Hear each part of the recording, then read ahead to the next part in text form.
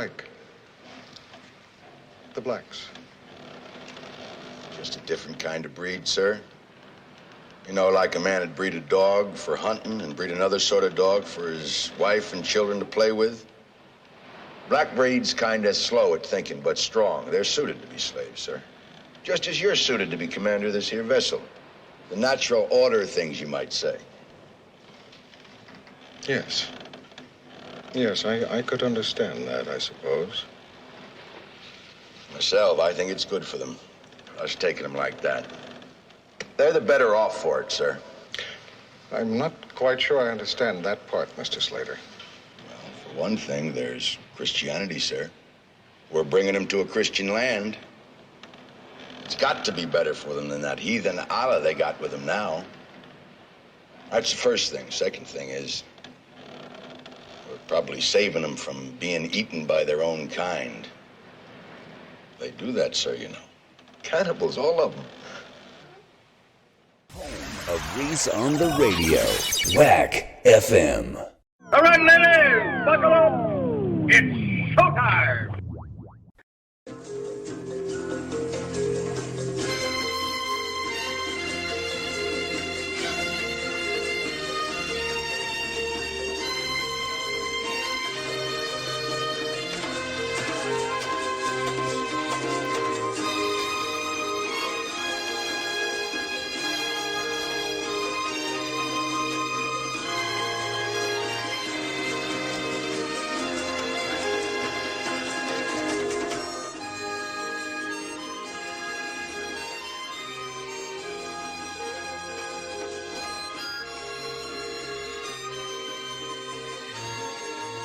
Hey now. Oh, if I got you tweaking. Yes, damn it. That's right. The whole theme music's changed. That right there was the theme music to the 1977 miniseries from ABC called Roots. And in fact, earlier, there was a scene there that was with Ed Asner, and I forget the actor's name. Who played the dad on the Waltons, who was talking about how the blacks were. White Mike says, I had to watch that miniseries every year from middle school on. L.A. says, the Roots theme song? Really? It's Juneteenth. Come on. What are you talking about? It's Juneteenth. Today is an important day in our history. We can't just come in here all regular. You couldn't just come in here all regular. By the way, it's not Chicken George. Kunta Kinte ran away. They cut his foot off. It's Juneteenth. Now, I don't know whether or not you're witnessing all the violence that's happening out in the street in black neighborhoods, but I am. That's my job to do. As well as all the other news. Don't get me wrong. I'm not just scoping out the Negro nonsense. I'm scoping out other news. Yes, I know Joe Biden fell off his bike. That was the biggest story of the weekend. Bored as they are. But it's Juneteenth, and I said today, I've been planning it for weeks, that I was going to do something for Juneteenth. But this is important to the people who talk about the history of African Americans in this country and the manner in which they talk about them that upsets me, that angers me. It's not their responsibility to teach me about black history. And I can't stop them from teaching black history in the way in which they want to. But I played that. For those of you who are late, I'm going to play this again. But I need you to hear this again. Black history is taught from this perspective and this perspective only in our schools. This is what CRT is about. Because this exchange that never happened on a slave ship, there's no way to know.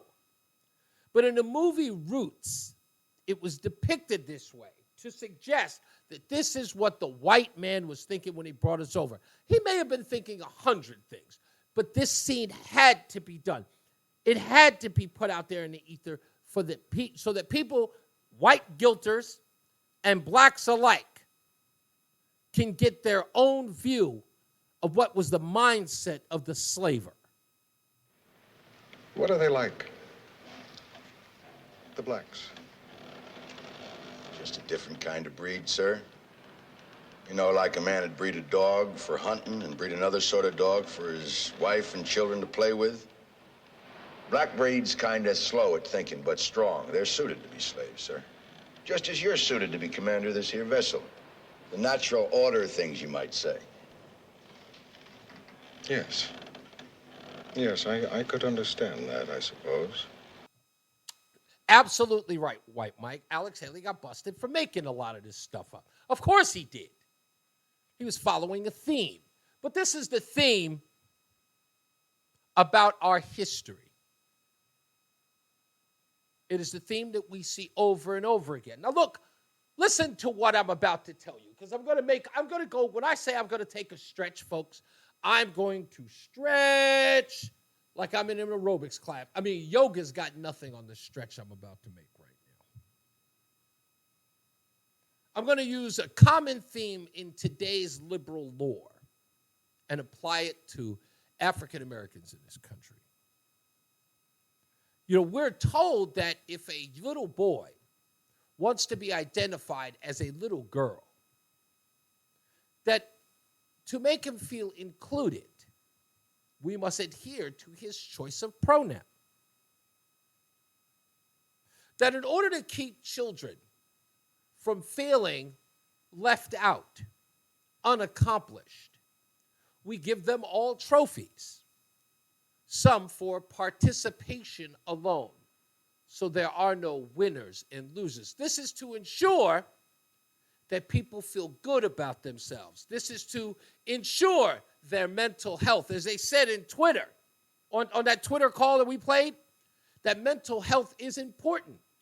And to ensure the mental health of these people, we must give them positive feedback. That's never applied to blacks. That's never applied to the well-being of African Americans. No one is going out of their way to say feel-good things about blacks in this country. It is the constant mantra of hatred, anger, despair, poverty, struggle, grievance. Everybody else must get a positive outlook, must get positive reinforcement. Blacks, pain, despair, anguish, always. Well, today I'm going to follow the liberal lore. I'm going to tell uplifting stories about African Americans. Today I'm going to give positive feedback. I'm going to talk about black people in a way that would encourage blacks to be inspired and to feel good about the color of their skin. Like a little boy who wanted to be identified like a little girl. I'm going to give him encouragement. I'm no longer going to play things like that. I need people to, see. Let's start with this. This is the Juneteenth flag. June 19, 1865. This is the date that Juneteenth is commemorating, the exact year of 1865, when slaves in Texas had finally gotten word that they were free. I'm not sure why they picked this date to make it a federal holiday. I could think of different dates within our history that we could celebrate. We have Martin Luther King's birthday. Great, that's fine. We don't celebrate Malcolm X's birthday. We don't have a national holiday for that. Don't know why, but we should. Marcus Garvey, maybe? Charles Drew. Huh? George Washington Carver. Mary McLeod Bethune. Cicely Tyson. I don't know. Anybody. Danny Glover, goddammit. somebody. We are given very limited access. There's no positive reinforcements. There is no encouragement. So I wanted to do this today because I wanted to talk about some of the people who I've been learning about. Because history is mine to learn, not someone else's to teach me.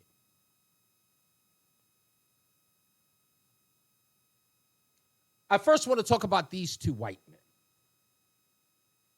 You should learn about them. This is Thaddeus and Sumner. Look them up. These men were a part of the radical Republicans.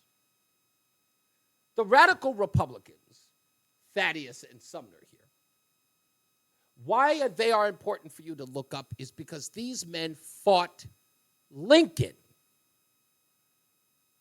They fought Lincoln because they thought that Lincoln was too soft of an abolitionist.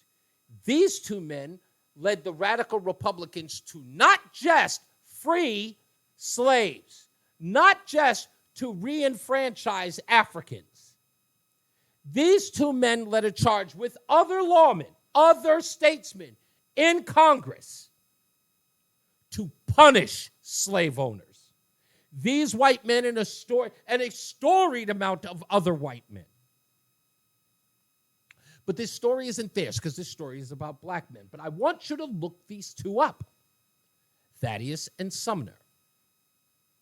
Because there are people out there who tell you these awful stories about it wasn't no white men, the government wasn't fighting for our freedom. The government is who's responsible for paying us back our reparations because they let this go on. Bullshit. Bullshit. I try not to curse on this show. Bullshit. Look up the radical Republicans.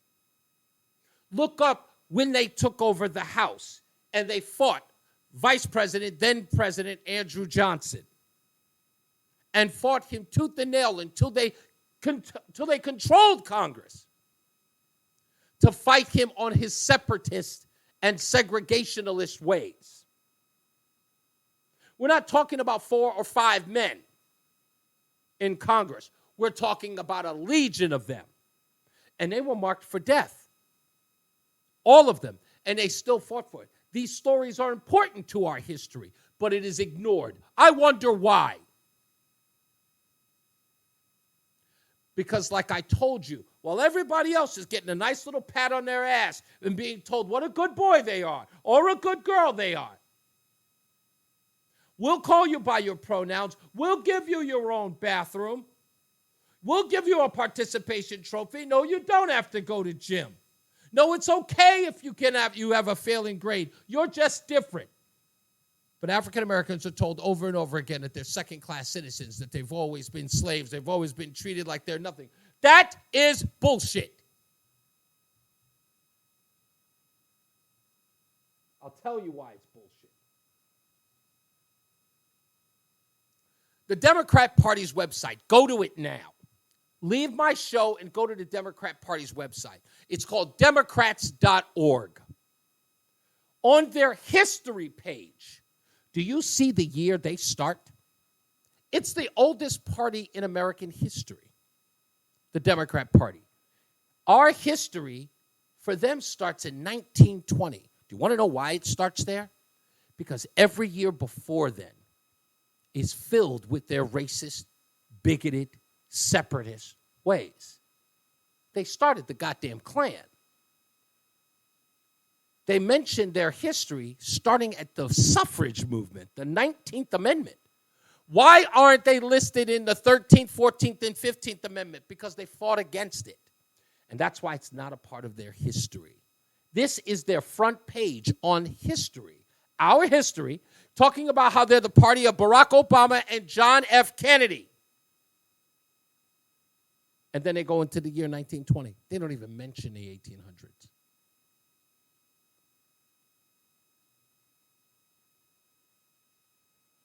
So here are some of the people I want you to look up.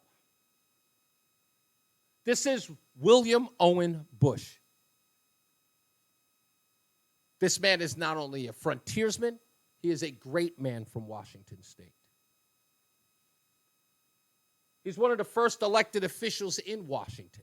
This is a black man, an elected official in Washington state. Take a wild guess when. Try just after the Emancipation Proclamation.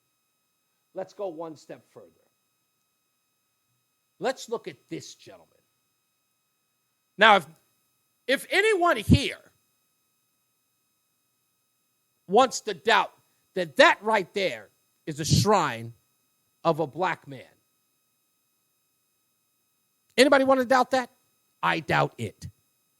That is Matthias de Souza. That is a rendering of him from 1641. In 1641, ladies and gentlemen, let's read a little background on Matthias, if we could.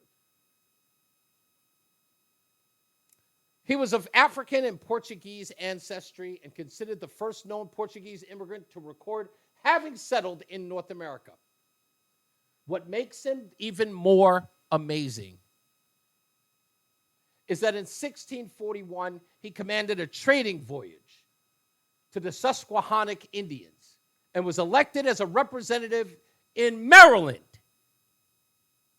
when he was alive in 1640. How did he become an elected official in 1641? I could have sworn slavery started in the United States, according to the 1619 Project, in 1619.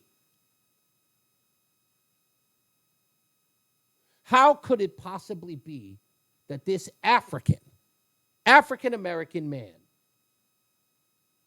was one of the first elected officials in Maryland?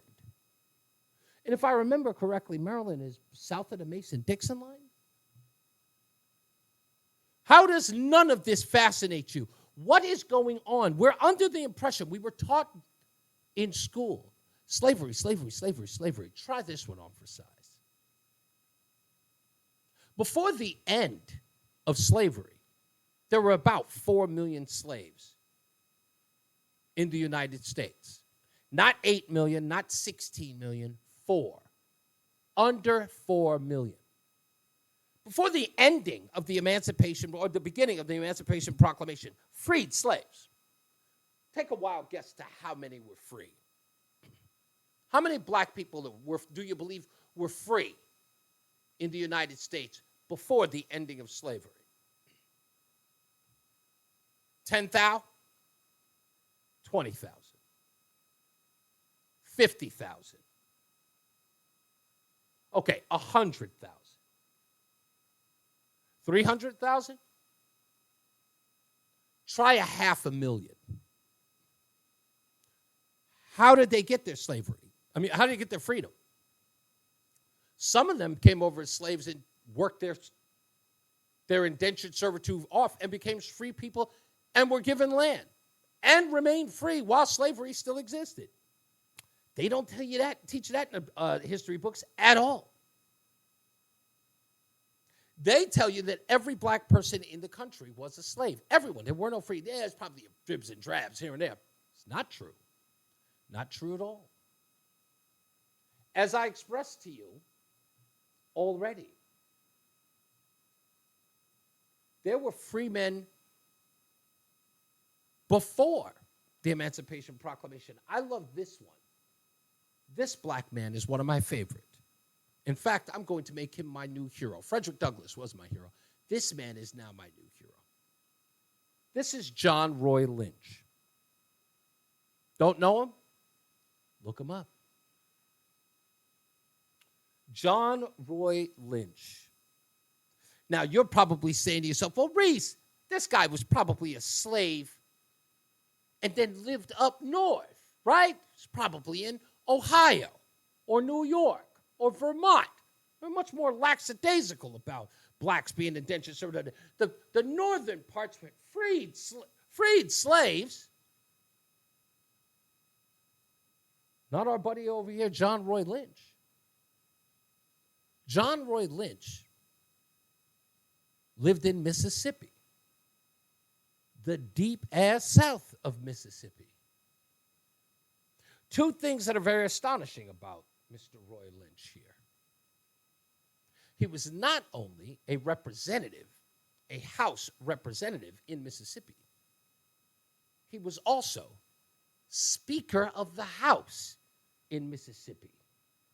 Speaker of the House in Mississippi. Let's go to John Roy Lynch. Again, one of my favorite people. Born 1847, died in 1939. 1847, ladies and gentlemen. Slavery ends in 1865. In 1868, he was elected as a representative and a Speaker of the House. Not by default. He was elected in Mississippi. How is that possible in the segregated, deep-rooted, racist South? They won't tell you that story. They can't tell you that story. That story has to be ignored. It is better for you, black man, black woman, for you to see yourself as less than. You almost believe it yourself. I know that it's true that you almost believe it yourself, and you can get mad at me if you want. What do you say about every educated black man that you meet? Trying to be white. Education is not associated with blackness. What do you say when a black man speaks proper English? He's associated with being white because that's not ignorant enough to be black. It's too proper. Proper and educated, white men's things. So the opposite must be true about blacks. See, and then when you bring that up, they immediately lose their goddamn minds. I can't believe you'd say something like that. No, I didn't say it. You did. Every time you see a black man like Ben Carson, every time you see a black man like Clarence Thomas, you see a black woman like Candace Owens, they're not black enough for you. You drank the Kool-Aid that the white man's for you. They're slower. They're dumber.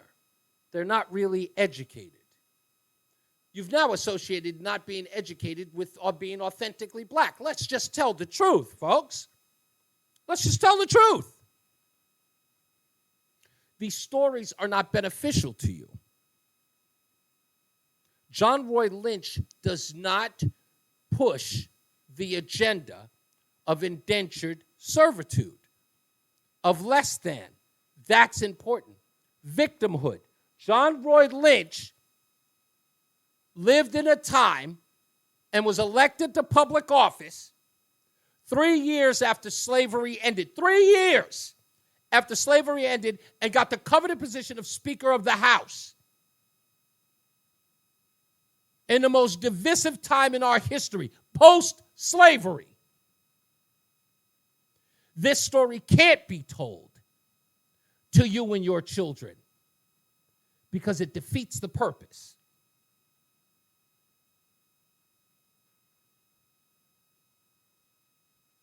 This is sad.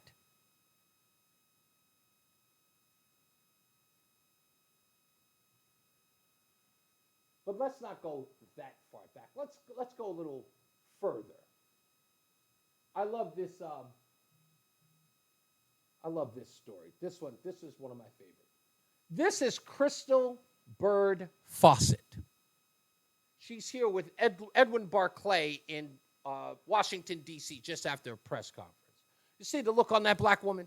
You see the smile on her face?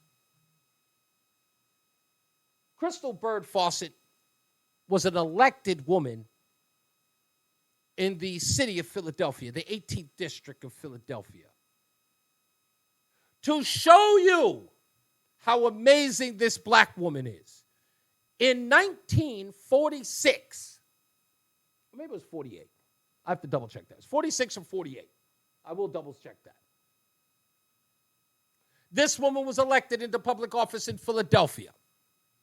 Her constituents, you might say, yeah, Reese, she probably ran in an all-black district. No. The 18th District of Philadelphia in 1948 was 66% white. How'd she do it, folks? How did she do it? It's Philadelphia. It's 1948.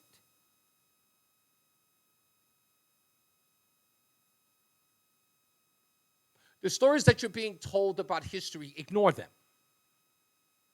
The stories that people are putting on television, ignore them. It is propaganda. While everybody else in the entire world is being told glowing things about themselves and what they believe and what they wish to think of themselves, they are given a pat on the back and told to think whatever it is that they want. But the only thing that you're allowed to think, black man and black woman, is that you are less than. That the world has always been on your shoulders. There was never an opportunity for you. You never flourished in this country, and now we're going to correct the record. Bullshit.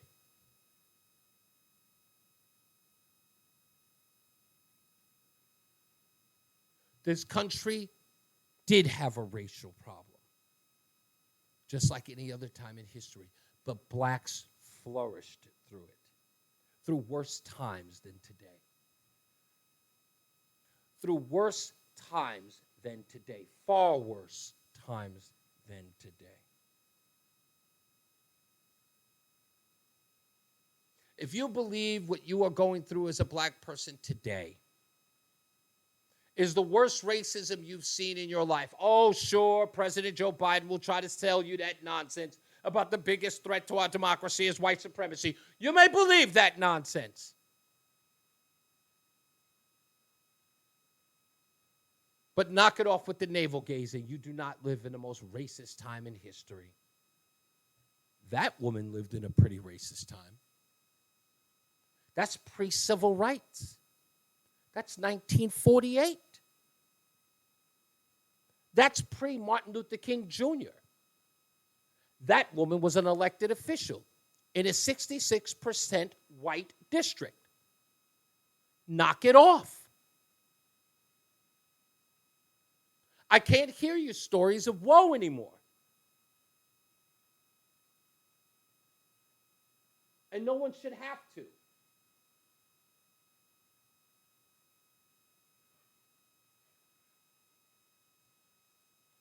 Let's find one more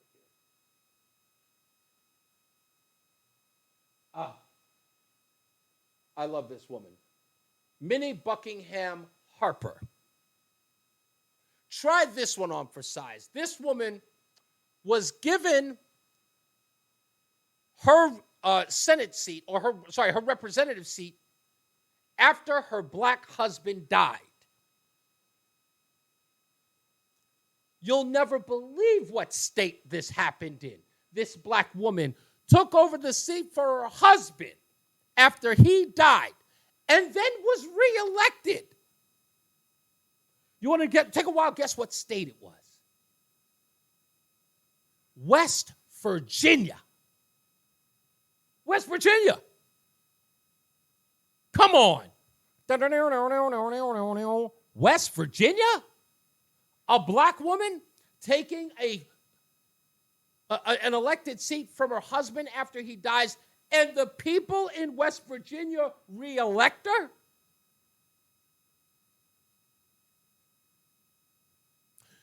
You hear these stories about how black people had no role in our government, had no role in making the rules, had no role in creating all of this politically. All of it's nonsense. All of it's bogus.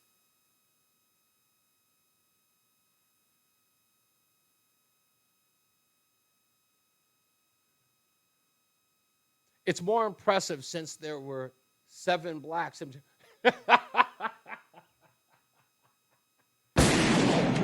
White Mike says it's even more impressive because there were only 7 blacks in West Virginia. Well, it is. That's a huge part of this. is that, again, these are predominant. The reason why I brought up these two women, I didn't just want to make it about men. Remember, we're talking about suffrage. We're talking about black women being even more subjugated than white women in this country. That's the reason why I brought up Binghamton Harper. There's a reason why I'm bringing them up, because, again, all of this is myth.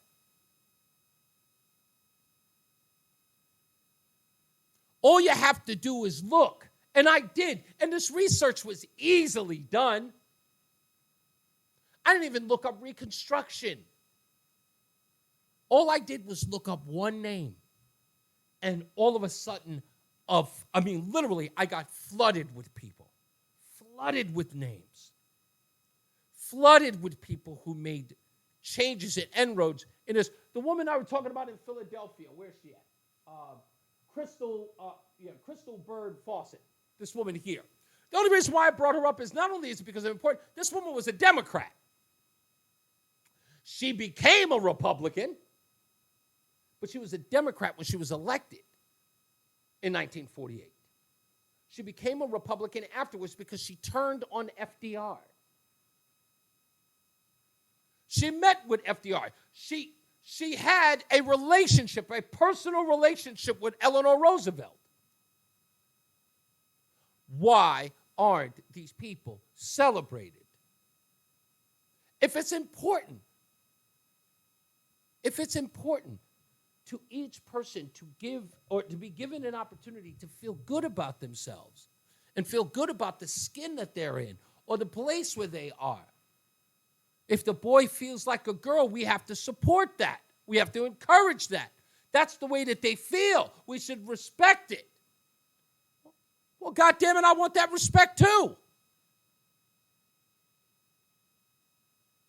I want somebody to tell me about the achievements of my black ancestors. How they were able to overcome even bigger obstacles. I mean, even the gay community talks about Harvey Milk. Even the gay community talks about what was the name of the gay bar that burned down? I can't remember the darn name of the thing. Stonehenge, I can't remember. I'm sorry, it was in New York. It was before my time. But people talk about that stuff all the time. But it's always about how we need to talk about slavery and white supremacy. Stonewall, thank you, White Mike. None of those things are being talked about. And they need to be.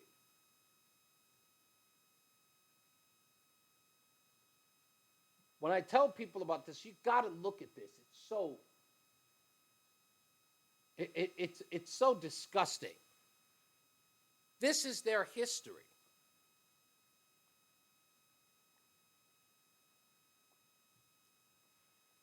I want you to think of the Democrat Party and the way that they treat their own history. They are the oldest political party in America. And they start their history in 1920. They cut out so much of their own history. If they're willing to do that to their own history, what won't they cut out of yours? And that's all I need. That is the perfect. And I went to that website. Something just told me, go to the Democrat Party website. And I did. And when I went to go look at their history, I was looking for the page, and I saw 1920 that popped up on the screen. Go there yourself if you think I'm kidding. It is amazing. The only thing I edited on this page was right up here under our history. I erased the social media context, whatever, because those are silly. I hate those things being on the screen. But that's the page when you look at it. Mark my words. How could their history be gone? They started the Klan. They're calling themselves the party that gave you Barack Obama and John F. Kennedy. Do you know how far apart those two presidents are? Why isn't Bill Clinton on this list of the people that they gave us? Huh? Why not? Why isn't Jimmy Carter on the list? Not there. Wonder why. They don't even acknowledge their own history. No wonder they're distorting yours.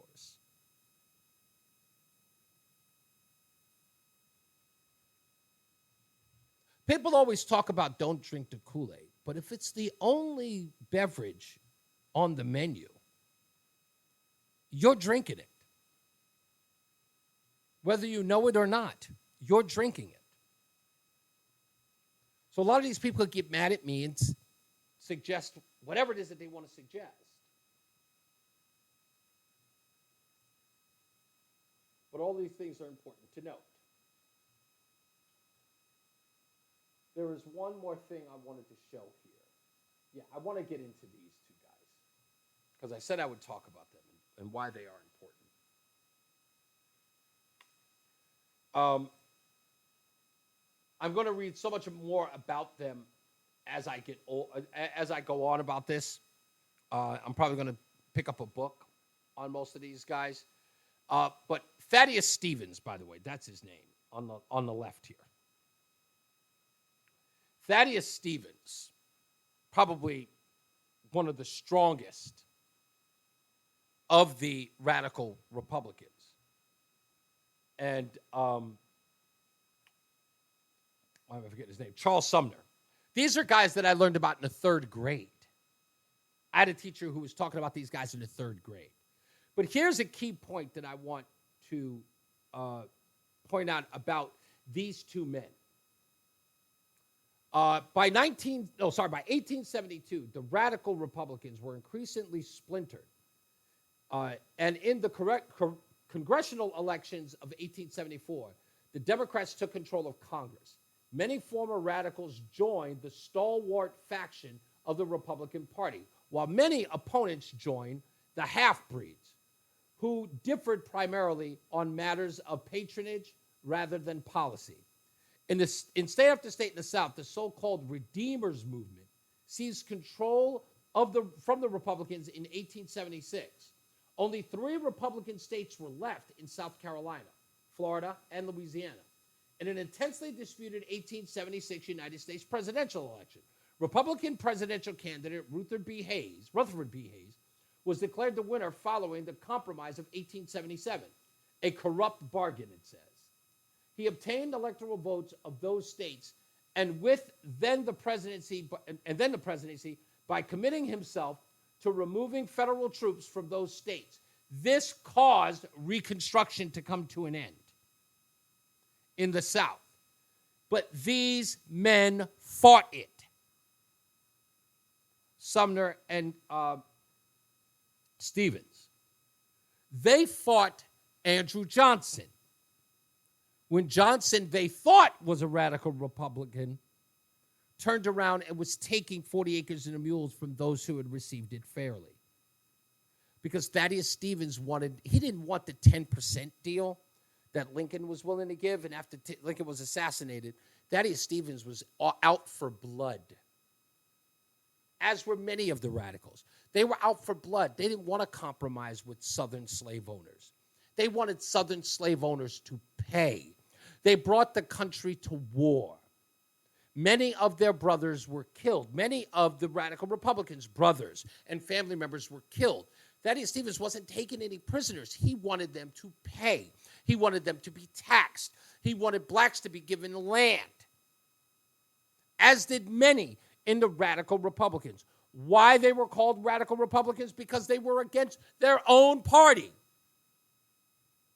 And folks, just so you know, this list is not small. This list, and you should look them up, the list of these radical Republicans is not small. These men were governors. One was a governor of Texas. That was Edmund Davis. There are parts to this history that people need to know, that people need to share. People need to live. I don't want to live in a world that tells me that I'm less than, that it's always been like this and it ain't never going to change. That's bullshit. Always has been, always will be.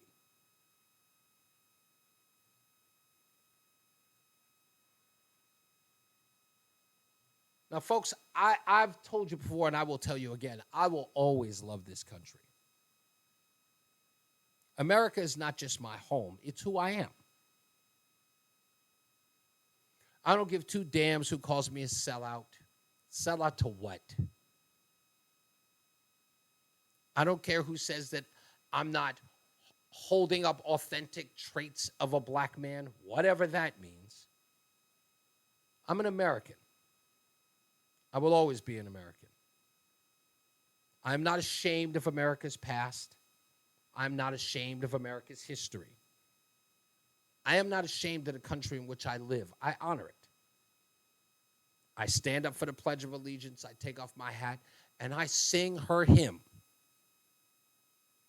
And I'm here to fight for her liberty because there's no other place like it in the world. And this place, I can make anything of myself. I can't do that anywhere. I know that people hate that and hate to hear that. But those people wish to live in anguish.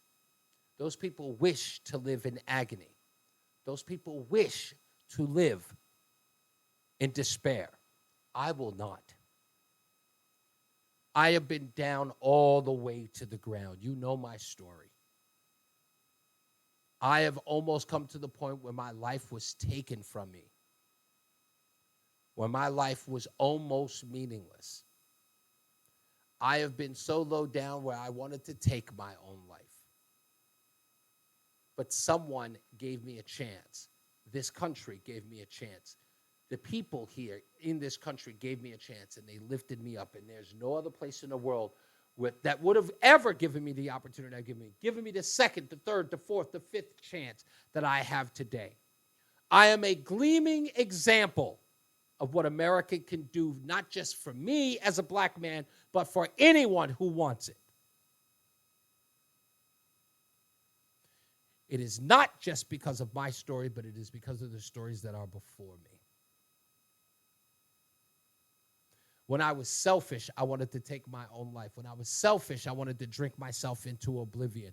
When I thought it was all about me, I lived in anguish and despair. But now I live for something bigger than me. Now I live for people who are important to me. It can't be all, but there are some. And when I raise them and when I work for them and when I live with them, I'm going to always uplift them. Because the people before me went through their sacrifices so that I can live a better life. That may not have been their intent, but they did.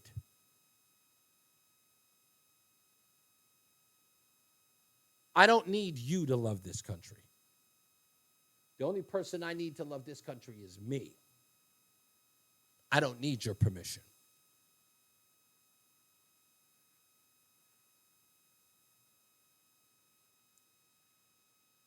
And as Forrest Gump would say, that's all I'm going to say about that.